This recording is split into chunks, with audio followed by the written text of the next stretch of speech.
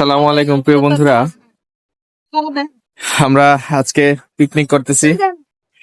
তো পিকনিক কি উপলক্ষে, কোন জায়গায়, এত কিছু এটা পরে। আগে কি পিকনিক করতেছি দেখেন, কি রান্না করতেছি। ভাই কি রান্না হইতেছে? তেহারি। প্রিয় বন্ধুরা, তেহারি রান্না করতেছি আমরা আজকে শুক্রবার। আহ,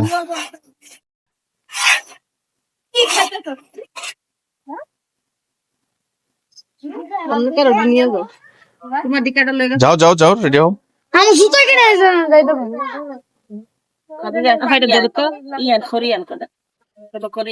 খড়ি দিলে যে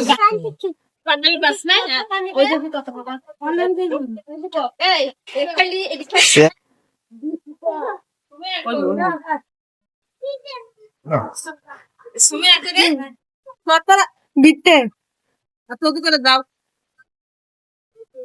ওই যে ঘন্টে ফিরে যাও ওই যে নিচে ফিরে যাও ওই যে ওই গড়ি বাইরে দাও তুমি লোলা বাড়ি লাগাইতে পারে না ফেলেন তো যাইবো ওই দেখাই দিও পরে ফেলেন না আমরা বাড়ি লাগাইতে পারেন না আইতো যাইতো জুতো পুরাই প্রিয় বন্ধুরা, নামাজের টাইম চলে যেতেছে, এখন রান্না বান্না দেখানোর টাইম নেই। তো আমরা এখন নামাজে যাব। আবকর তাড়াতাড়ি আসো। আমরা আসলে ঘরে বসে বসে মোবাইল টিপতেছিলাম। নামাজের টাইম যে চলে যেতেছে, বাইরে যে এত অনুষ্ঠান হইতেছে আমরা বুঝতে পারি নাই। তো প্রিয় বন্ধুরা, আজকে জুমার দিন নামাজে যাব। দেখছেন বাইরের পরিবেশটা, দেখছেন 100-100 না, সেই 100-100। কি সুন্দর একটা তাল গাছ, ফাঁকা ক্ষেত, মাঠ, অসাধারণ। মাঝখান দিয়ে চলে গেছে রাস্তা।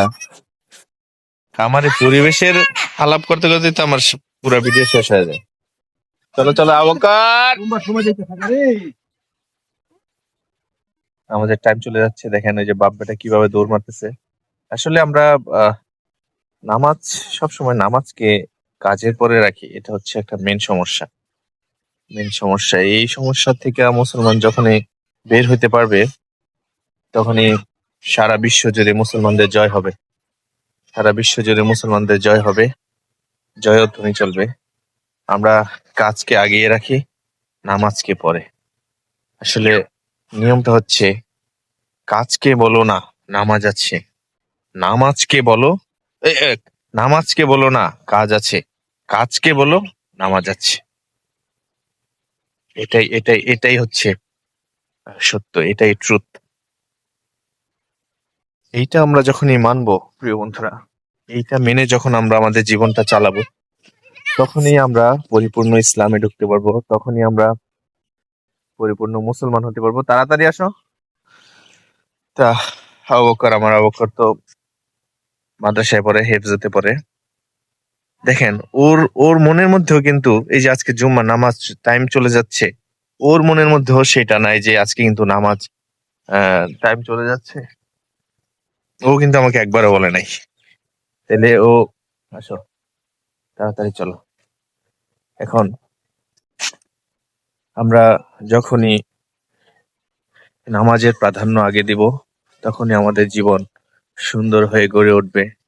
প্রিয় বন্ধুরা, আমরা সবাই আগে নামাজ পড়বো, পরে কাজকে কখনোই নামাজের আগে আমরা আনবো না।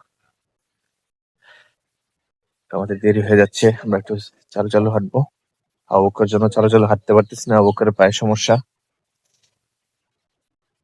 প্রিয় বন্ধুরা দেখেন, দেখেন এই যে মাঝখানে রাস্তাঘাট আছে, দুই পাশে ক্ষেত, আমরা কিন্তু এখান দিয়ে হেঁটে যাচ্ছি নামাজ পড়ার জন্য। আমরা এখানকার পরিবেশটা দেখছেন, অসাধারণ না? ওখানে কত সুন্দর জঙ্গল, এদিকে কত সুন্দর ক্ষেত, জঙ্গল, মাঝখানে রাস্তাটা দিয়ে আমরা হাইটা যাচ্ছি। এটা ভাবতেই কেন স্বপ্নের মতো লাগে।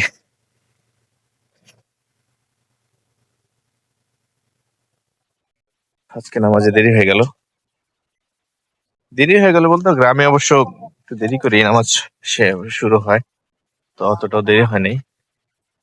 মনে হয় 25 বা 30 বাজে নামাজ শুরু হইতে হয়তো আর 2-4 মিনিট থাকবে। তো আমরা যে ইনশাল্লাহ নামাজটা পাবো, আমরা মসজিদের কাছাকাছি চলে আসছি।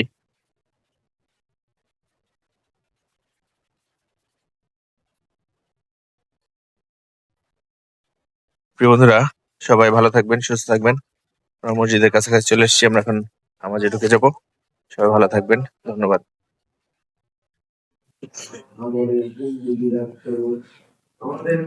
প্রিয় বন্ধুরা, নামাজ শেষ করলাম,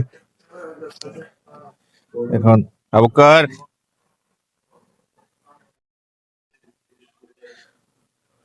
নামাজ শেষ করলাম।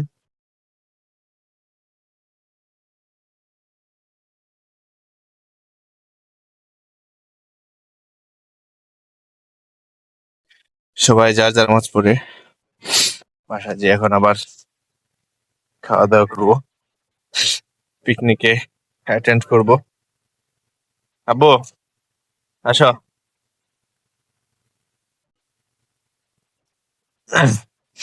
প্রিয় বন্ধুরা, জুম্মার নামাজ আদায় করলাম দৌড়ের উপরে আর কি, উড়ালের উপরে। একটা তো বাজে তখন 25-এ মনে হয়েছে আজকে না জুম্মার নামাজ। তাড়াতাড়ি করে অজু করতে যাইয়া দেখা গেছে বেসিনে অজু করছি, তো তো পা কিভাবে ধুবো, এই জন্য বেচিং এ উপরে পা দিলাম, নিচে একটা পিড়ি দিয়া। তো একটা পা অজু শেষ করে আবার আরেকটা পা দেওয়ার সময় পিড়ি উল্টে আর থাম করে পড়ে গেলাম। এমন ভাবে পড়ছি আমার মাথাটা ফাটতে পারতো, মাজাটা ভেঙে যেতে পারতো, এত সিরিয়াস ভাবে পড়ছি। কিন্তু আল্লাহর অশেষ রহমত, আল্লাহ কোনো কিছুই করে নাই।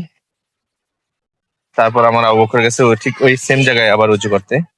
তো ওরে আগে থেকেই বলে দিছি যে পা ওখানে দিলে সাবধান, দেওয়া যাবে না। তো ও বাইরে যায়, বাইরে থেকে উঁচু করলো। তারপর আমরা দৌড়ে নামাজ পড়তে চলে আসলাম। প্রিয় বন্ধুরা, চলেন বাসায় যাই। বাসায় যাই দেখি সবাই নামাজ পড়ে আসছে। নাইম আসো।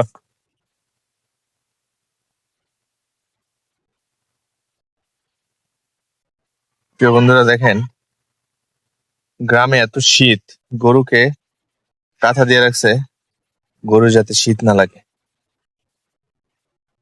গরু যাতে শীত না লাগে ওরা কাঁথা গায়ে দিয়ে রাখছে।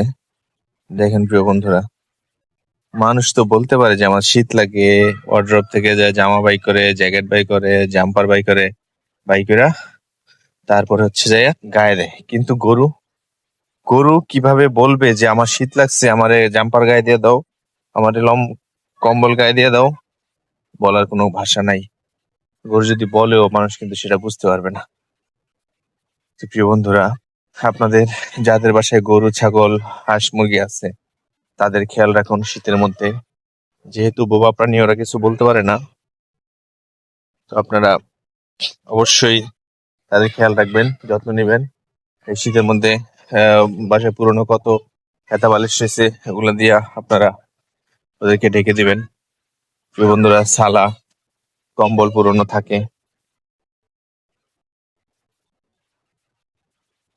চলেন আমরা বাসায় যাচ্ছি। বাসা যাওয়ার পথে প্রিয় বন্ধুরা, এখন আর রাস্তা দিয়ে যাবার, এবার সোজা খেত বরাবর নামবো। খেত বরাবর নেমে সোজা বাসায় যাব। আজকে একটু রোদ নাই, এটা আশ্চর্য।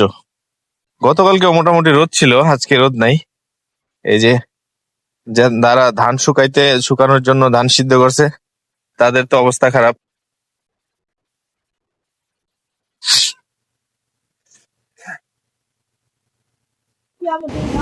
আলহামদুলিল্লাহ, নামাজ শেষ করে এখন বাসায় চলে আসছি। বাসায় যে রান্না করতেছে কত দূর হইলো সেটাই দেখার পালা। বাসায় আইসেই দেখি আমার যিনি জ্যাঠাস, উনি আমার প্রিয় জ্যাঠাস, আমার মেয়েটা কাম করতেছে। এখন খাবার পালা কি, তো হচ্ছে বিরিয়ানি অনিশ্চয় হয়ে যাবে কিছুক্ষণের মধ্যে। তো আমার আবার কি এখানে যে যাই রান্না করুক, আমার শ্বশুরবাড়ির ফ্যামিলিতে বা আমাদের ফ্যামিলিতে যে যেখানে যাই রান্না করুক, যে অনুষ্ঠানই হোক না কেন, লবণ টেস্ট করতে আমাকে ডাক দিবে।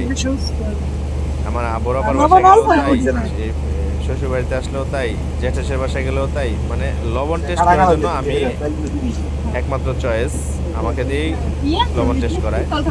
চামচটা হচ্ছে 100 সেই একেবারে অনুযায়ী লারা দেওয়া চামচটা। খাবারটা আমিই খাই সব সময়, সব খাবার। টেস্টি জল খেলে পরে শরীরের ভিতর রোগ হয়। এখানে যে যার মতো খাবার নিয়ে আমরা খাই। এটা ভিডিও করি তো, আলহামদুলিল্লাহ বিরিয়ানিটা হয়েই গেল, তো আমরা এখন খাবো। তো টেস্টটা অসাধারণ হয়েছে। আমি যখন খাই আলি পোলাও খাইবো, বুঝাই যায় এটা যেন একটা হোটেলের রান্নার মতো হয়েছে। বিভিন্ন রেস্টুরেন্টে যে বাবুর্চিরা রান্না করে ওই রকম হয়েছে। তো প্রিয় বন্ধুরা সবাই, ভিডিওটা অনেক লম্বা হয়েছে, এটা আমার দিকে ধরো, একটু দূরে যাও। এমনি সবাই ভালো থাকবেন। বেশি করে খাও রাউন্ড দেবনি আবার দেখা হবে পরবর্তী ভিডিওতে। আর না খালি আমার ধরো, সবাই আমাকে সাপোর্ট দূরে যাও, করবেন, একটু কাছে আইবে বন্ধু। সাবস্ক্রাইব করবেন। তো অগো উঠাই সবাই রে আর আমি হব। আরে বাবা তবে এনে দিলে সবাই উঠবো এদিকে এসো, কাছে নাও। আমি, বন্ধুরা, খাবার জন্য গরু গোশত দিয়া সবসময় বিরিয়ানি আগ্রহ খেতেছি। বেশি থাকে। বিরিয়ানিটা খাবার হচ্ছে আমার সব থেকে প্রিয় অনেক টেস্ট। খাবার, তারপর হচ্ছে অন্য কিছু। কারণ আমার বউ রাঁধছে সুমন্দির রাঁধছে জডাস রাঁধছে থাকবেন।